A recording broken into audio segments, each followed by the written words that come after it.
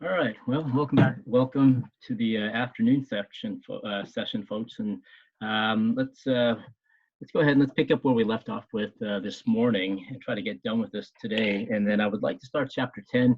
With the chapter 10 material, what I would like you to do is take a look at section 10.1.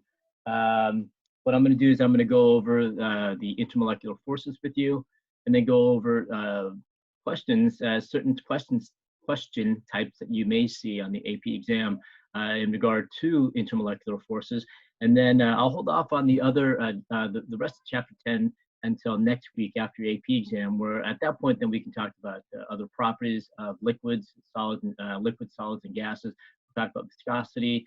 We'll talk about adhesion, cohesion, and so forth. And so we'll pick up with that discussion, with the discussion in chapter 10, once we get back after the AP exam. Okay. All right. So with that said, then we left off with this discussion of absorbance. Okay? And with absorbance, then the idea behind absorbance is that there are compounds. Sorry, folks.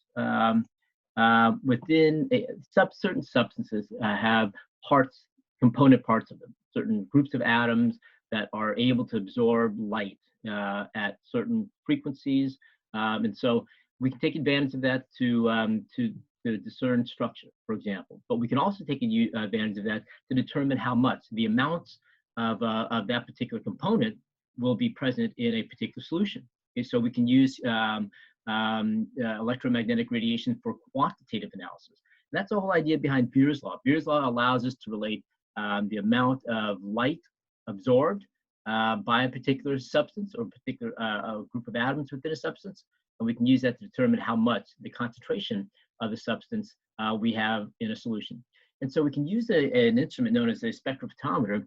And the idea behind a spectrophotometer, which is what we left off with this morning, is that it's able to concentrate light through a lens here that is very much like a magnifying glass. Okay, so this collimator here, what it does is it focuses the light onto the monochromator here. The monochromator here then spreads the white light out into its different frequencies, and then we have a device here that's able to isolate and pick certain wavelengths of light, certain frequencies of light, and pass it through the sample here, depending on what we think would be the best wavelength to absorb. And when you do these experiments, folks, and you'll do this, many of you will do this later on, you have to run an initial test to see then where you can get maximum absorbance. Okay? Maximum absorbance then will give us then the wavelength of light that is the maximum absorbance, and from there then we can use that particular frequency of light, that particular wavelength of light, to determine concentration. Okay? And so what you do in that experiment then is that you make different concentrations, you make different dilutions of your sample here, and then you run the wavelength through, run the light through, and you determine concentrations from there. Okay? And so this incident light here, this incident beam of light is the beam of light that comes in. That's the one that goes in. So you want to think of incident as being in, and then the transmitted light is light that's going to be going out. So the transmitted light, and you want to make sure you keep this in mind always, this transmitted light gets passed through onto the detector. And so at this particular photocell, it'll register that particular transmitted light, and then we'll have the processor, the computer here, register that, run an algorithm, and then process it as a number that we can use then to relate to concentration. Okay? And so with that said then, sorry folks, and so with that said then, this number here, this is the number that we're going to talk about, and we'll talk about what that number means in just a moment. Okay? But real quick, let's get back to this discussion then of transmittance, the transmitted light and the incident light here. Okay, so with that said, let's go ahead and make sure you understand and remember that this is the light that goes in. This is what we refer to as the incident light, and the intensity of the incident light, and we'll make sure we keep this in mind. The intensity of the incident light will always be greater than the intensity of the transmitted light. Okay. The intensity of the incident light will always be greater than the intensity of the transmitted light. Now remember, intensity then is not the wavelength, it's not the frequency, so let's remember what we have here. Okay? The intensity of a wave then is associated with its wave amplitude. So remember we talked about this here. If we had a particular wave here, okay, and we draw the dashed line here, the distance between each one of the peaks then, that's your wavelength as designated by lambda. And we saw then that that frequency there is related to the speed of light here in that manner there. So if we know what the wavelength is, we can calculate for the frequency. And there's an inverse relationship between frequency and wavelength. In the incident light, the wavelength here for the incident light will be the same as the wavelength of the of the transmitted light. So the I sub t. The wavelength is the same because it's the same color light. So for example, yellow light goes in, yellow light's going to come out. Yellow light goes in, yellow light goes out. And so therefore the wavelength will be the same. The frequencies stay the same. So the color doesn't change, but the intensity changes. And that intensity is measured by the amplitude here. Okay, so remember, this is the amplitude, which is a measure of the wave height. And we said that amplitude, that amplitude is a measure of the strength, the intensity of that particular wave. So the larger a water wave is, for example, the more power it has, okay? And power is energy over per unit of time. The more power it has, the louder the sound wave, the more power it has. So the louder the sound wave, the larger the water wave, the greater the amplitude is going to be. So the way that we measure amplitude and the power of a light wave is through its intensity, how dim and how bright it is. Okay, so that would be the intensity. The brightness of the incident beam is going to be much greater than the brightness of the transmitted beam. The question then is why? Well, remember, what we have in here is we have particles. We have particles that will hopefully absorb some of that light. They'll absorb light at that frequency, and depending on how many particles we have in here, the intensity of the transmitted light would be greater or it'll be less. So if you have a lot of particles in here, and that the concentration is high, we should expect that those particles will absorb more of this light here. And so therefore, the amount of light that leaves, the intensity of light that leaves is going to be less. So the intensity of the transmitted light will have to be less. So if you have less particles here, the intensity of the transmitted light will be greater. If you have less particles here, the intensity of the transmitted light will be less, okay? So let's go ahead and let's make sure we understand the relationship there, okay? And so let's go ahead and write this down. So the intensity of the transmitted light then, the intensity of the transmitted light is going to be inversely proportional to the number of chromophores. The chromophores. So as you have more and more chromophores, the intensity of that transmitted light is going to be less and less. As you have less and less of these chromophores, the intensity of that transmitted light is going to be greater. And it cannot be greater. It cannot be greater than the incident beam here. And so so you can imagine then when this happens, when the intensity of the transmitted beam is equal to the intensity of the incident beam, okay, what can you say about the number of chromophores or the number of absorbing particles in solution? Well, you can imagine then, if this is true, if you have those two being equal, the number of chromophores then, the number of absorbing will be 0. You wouldn't have any because there's nothing in there to absorb. So therefore, this would be water, for example.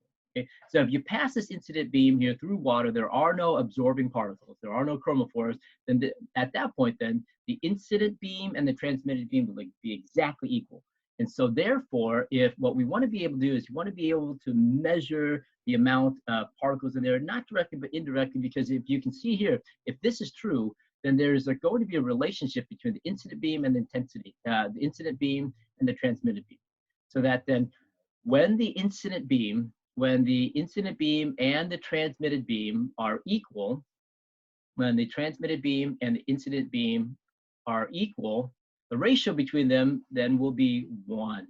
Okay, 1. Okay, and so we said then that obviously the transmitted light here, the intensity of the transmitted light can never be greater. You can't have something greater leaving it, and so therefore the intensity of the incident beam, that's why the intensity of the incident beam will always be greater than the intensity of the transmitted beam, because what goes in has to be greater than what comes out. You can't, as whatever comes out here can't be greater than what went in, okay? And so you can imagine then that this ratio then will never be greater than 1, so it'll always be equal to or less than. So it'll be equal to or less than 1. Okay, so you can imagine then 1 meaning then that there's absolutely nothing. So if you keep this in mind, it'll help you to determine then, kind of gauge in how much absorbing material is within the solution. So the greater that ratio is to 1, the greater the ratio is to 1, the less the more transmitted light you have, the less number of chromophores you have in there, the less number of particles you have in there. Okay, so again, as this approaches 1, as this ratio is, so we refer to this as transmittance. I'm sorry, we refer to this as transmittance. Transmittance then allows us to gauge how much light passes through, but based upon what we just talked about with the absorbance due to these chromophores, we can also relate that to the number of particles in that solution. Okay, so the number of particles in solution. Okay, and hopefully you'll see where I'm heading with this. We can calculate for the number of particles in a particular solution if we know the molarity. Because we never deal with a single particle or 2 or 3 or 100 or 1,000. We deal with millions upon billions of number of particles. And so what do we use to determine that then? To measure that, instead of using single particles, we use the moles. So it's going to be moles per liter. And so with that said, then we deal with concentrations. Okay? And so as the number of particles go up, let's go ahead and consider this again. As the number of particles go up, this goes down, the transmittance goes down. And as the transmittance gets smaller and smaller, it gets smaller and smaller than 1. Okay? So as the transmittance goes up, the number of chromophores, the number of particles goes down. Okay? And so we can then, and I'll relate this to it. We can then go ahead and relate then the transmittance to, we can relate that to the concentration of the solution, whatever that may be. Okay, so that then we can go ahead and use. So as the concentration goes up, the transmittance goes down. So as the concentration goes up, the transmittance goes down. This number gets smaller, and then therefore then the transmittance will also get smaller and smaller. Okay, the amount of incidence. So the closer the transmittance is to 1, okay, the more dilute the solution is. Okay, so the greater the transmittance, the more concentrated the solution. Okay, so let's make sure you keep that in mind. Okay. All right. Let's go ahead then and let's continue. And by the way, I'm sorry.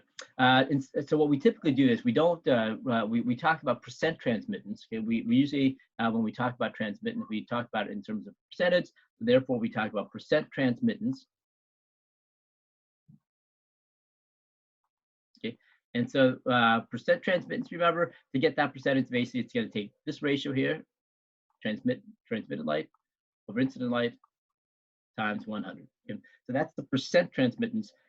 You'll rarely, if ever, see then just transmittance referred to, because then this is going to be a fraction that's going to be less than 1. It's really bad. It's not really good to deal with. And so what we do then is we go ahead and talk about percentage. Okay? All right.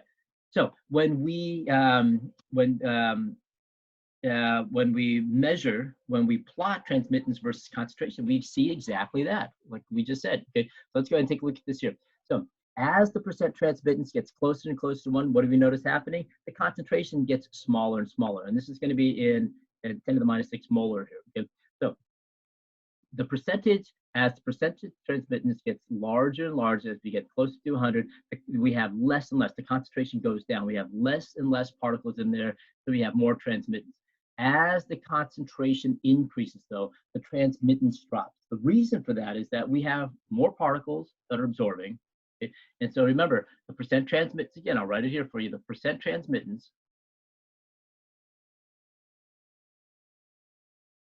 is going to be a measure of the transmitted light over the incident light times 100. Okay? So as the concentration increases, this goes down. As the concentration, oh, hello, excuse me. As the concentration, excuse me, as the concentration goes up, we have more absorbing particles. Okay, so let's keep this in mind. Let's do this analysis here. Okay, as the um, concentration increases, okay, that means then we have an increase in the number of absorbing particles. And if we have more particles that are absorbing, okay, light, then there will be less light that passes through. The transmitted light is going to, the intensity of transmitted light is going to go down. And if IT goes down, this fraction then is going to get smaller. Okay? And as IT gets smaller and smaller, that fraction gets smaller and smaller. And so at that point, then the percent transmittance will also go down. So that's what we see here. Okay, so use this to help you remember what this graph is telling you. Now, with that said, then we don't want to. We do see that there, but this graph here, this is a curved graph here. Trying to get an equation, trying to use that is a little bit more cumbersome. Okay, and so what we can do here is this: if we take a look at this, if we don't use percent transmittance, okay, however, if we take the negative log of that transmittance, okay, not the percent transmittance, but the negative log of the transmittance, and so when we want the transmittance, remember, what we want to do is we don't want the percentage, we want the transmittance itself. So transmittance itself is just going to be IT incident beam over, transmitted beam over incident beam. So when we take the negative log of this, okay, when we take the negative log of transmittance, which is going to be IT over I naught. When we take that negative log and then we plot it against concentration, we then get a straight line. So in this graph here, the y-axis is the negative log. The y-axis is the negative log of transmittance, which is IT over I naught, okay? And then the concentration is still plotted along the x. And when you do that, you get a pretty close line. And this is what we would have done if we had a chance to do it in class.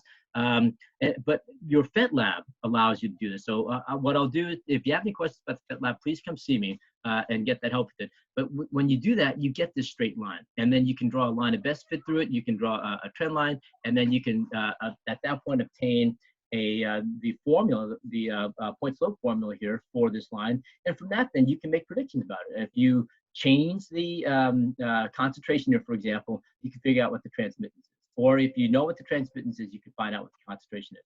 You can also do that by interpolating or extrapolating this line, okay? But you have that choice. But we need that line. It's very hard to interpolate or extrapolate the line, this curve here. And furthermore, we can assign a formula to the parabola here, which does work, but it's a more cumbersome equation to use than we have here.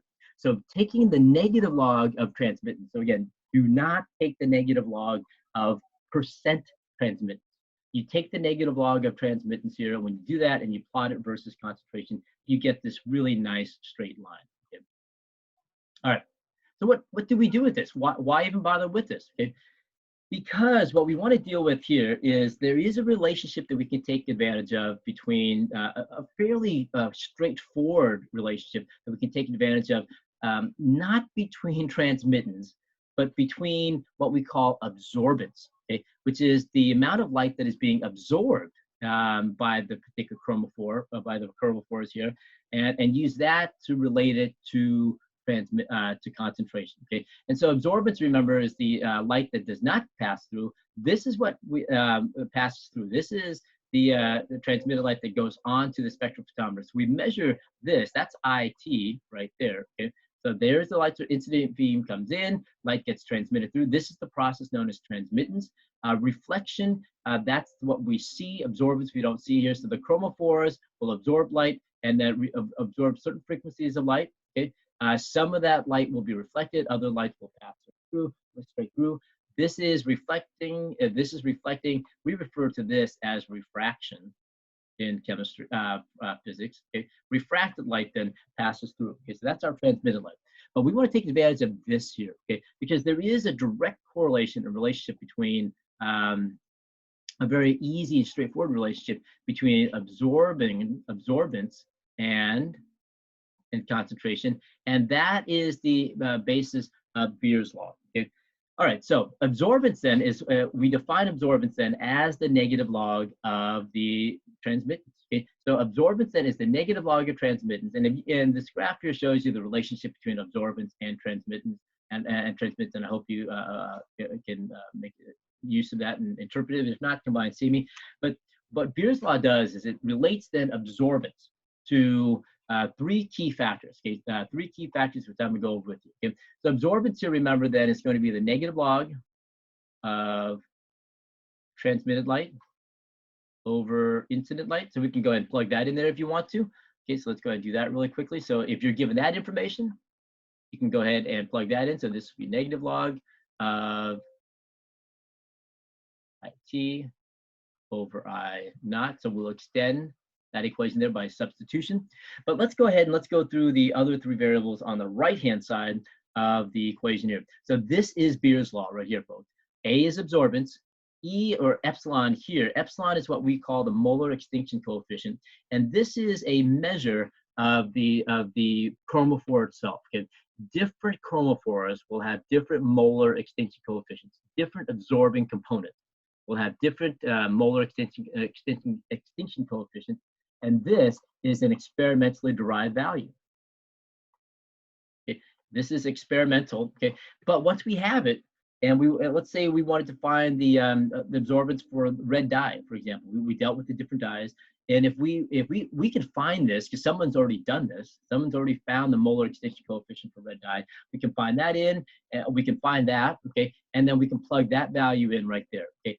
And so, and then what we need then is, and if we wanted to find the concentration here, we would take measurements of the incident beam here. We would take measurements here.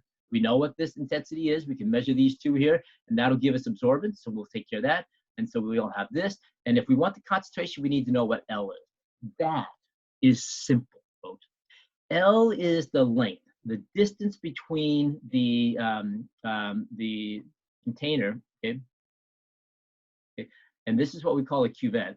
Okay, it's a small little plastic plastic container. Okay, it's a small little plastic container. It's a small little plastic vessel. The more expensive ones will use a quartz. We'll use quartz. Okay, but this is what we refer to as a cuvette. Okay, and the cuvette is simply the container. This is the container into which we pour the solution. So we pour the solution into the cuvette. Okay. And the cuvette is basically a cube that is 1 centimeter on every side. So there's an opening here, it's closed down here, but the cuvette is a 1 centimeter distance on either side, on every side. And so that gauges then the path that the distance, the distance that the light travels through that cuvette. And if we know that distance, then we can basically work it back because we know what the speed of light is. We can work it back and figure out how slow, how slowly the light traveled through that, and that allows us to calculate for the essentially that's what the software does in your computer. It does that calculation and allows us to determine then the intensity of the transmitted beam here. Okay, we know what this is. We can calculate for that if we know the distance that the light travels here. Okay. And if we know that the molar extinction coefficient, then we can find C here, which is the concentration. And if you notice here, the units for concentration is the molarity unit, moles per liter. Okay. All right. So that's Beer's law, folks. The PhET lab is going to give you a chance to practice doing Beer's law. Make sure you do that. The calculation for Beer's law is extremely simple. It is absolutely very simple. Okay. And so what I would like you to do, and I'll with tomorrow's lecture, and I'll before I start chapter 10, I want to work through a few problems with you. One that I'll work here with you, and then try to find a couple problems on the PhET lab to work with you to practice using Beer's law here. Because again, like I said, of all the calculations you do, I think Beer's law here is going to be the easiest to do. Okay? And so we'll work on that tomorrow. I'll have the PhET lab ready to go, and then we'll make sure you have your PhET lab with you. Now I'm going to go through Beer's law, the experimental part of Beer's law with you to see where we get each one of these values here, so that we can either calculate for concentration or calculate for the absorbance. Okay? or even better yet, we can see then how we can obtain the molar extinction coefficient if we know the absorbance and if we know the concentration. Okay? So we'll work on that tomorrow. So please have your fit lab done. If not, then please work on it tonight and then have it ready for tomorrow so we can go ahead and use that to understand how to apply Beer's law. Okay. All right, folks. Very good. Have a good evening. Have a good afternoon, and I will see you tomorrow.